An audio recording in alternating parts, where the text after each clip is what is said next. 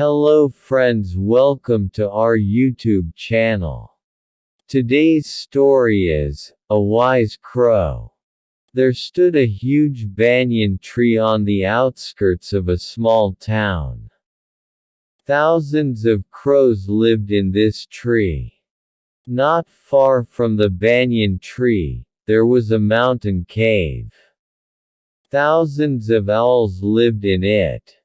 The king of the owls, accompanied by his soldiers, used to hunt crows during the night. Soon thousands of crows were killed and eaten up by the owls. One of the main reasons for the killing of the crows at such a large scale was that they were unable to see clearly during the night.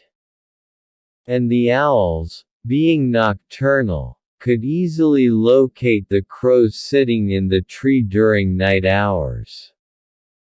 And the unfortunate crows were defenseless, they couldn't fly away for the safety of their lives.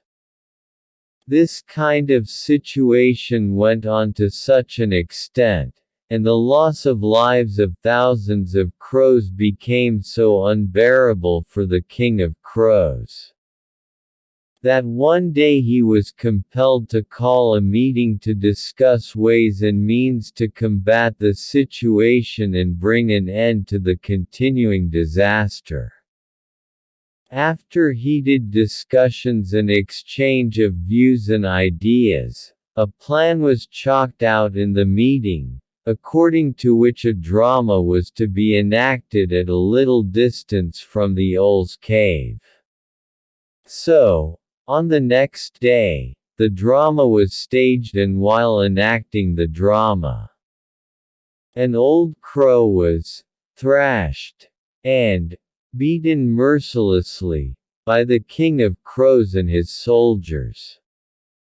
The seemingly half-dead old crow, with a goat's blood sprinkled all over his body, was later picked up by the soldiers of the king owl. This was done on the advice of a senior minister in King Owl's cabinet. This minister had told the King Owl, "Your Majesty, this badly wounded crow had spoken in favor of us in his king's cabinet meeting, saying that ours was a more intelligent and superior race, better managed and strong. Hence we deserved the right to be known and recognized as the king of birds." This led to the murderous attack on the poor fellow. "We should help him recuperate from his wounds and injuries," said the king of owls. "After this, we'll utilize this old knowledgeable crow's talent in demolishing the kingdom of the crows." The old crow soon found a favorable place in the owl's kingdom. Many of the owl ministers were in his favor, except one or two, who opposed the crow, saying that he was, after all, from the enemy's camp.